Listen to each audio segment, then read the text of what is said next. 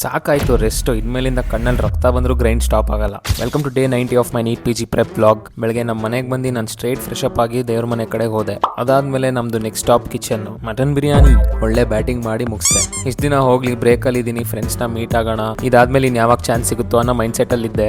ಈಗ ಅದನ್ನ ಚೇಂಜ್ ಮಾಡ್ಕೊಳ್ಳೋ ಟೈಮ್ ಬಂದಿದೆ. ಸ್ವಲ್ಪ ಗ್ರೈಂಡಿಂಗ್ ನಿಂತಿತ್ತು, ಈಗ ರೀಸ್ಟಾರ್ಟ್ ಮಾಡಬೇಕು. ಸೊ ನಾಳೆಯಿಂದ ಸ್ಟಾರ್ಟ್ ಅನ್ಕೊಂಡು ಮತ್ತೆ ಫ್ರೆಂಡ್ಸ್ನ ಮೀಟ್ ಮಾಡಕ್ ಹೋದೆ. ಇನ್ಮೇಲಿಂದ ನೋ ಮೋರ್ ಸಂಡೇಸ್ ಆಫ್. ನನ್ಗೆ ಯಾವಾಗ ಸುಸ್ತಾಗುತ್ತೆ, ನನ್ಗೆ ಯಾವಾಗ ಬ್ರೇಕ್ ಬೇಕು ಅನ್ಸುತ್ತೆ ಅವಾಗ ಮಾತ್ರ ಬ್ರೇಕ್. ಬಟ್ ಫ್ರೀಕ್ವೆಂಟ್ ಆಗಂತೂ ಇರಲ್ಲ. No more alcohol and no more excuses. ಇವಾಗ ನನ್ನ ಜೊತೆ ಓದ್ತಿರೋರೆಲ್ಲ ನನ್ನ ಕಾಂಪಿಟೇಟರ್ಸೇ.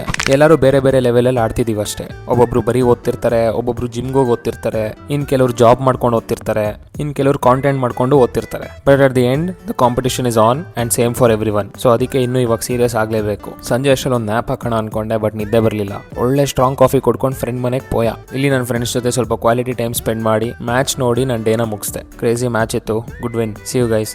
ಬಾಯ್.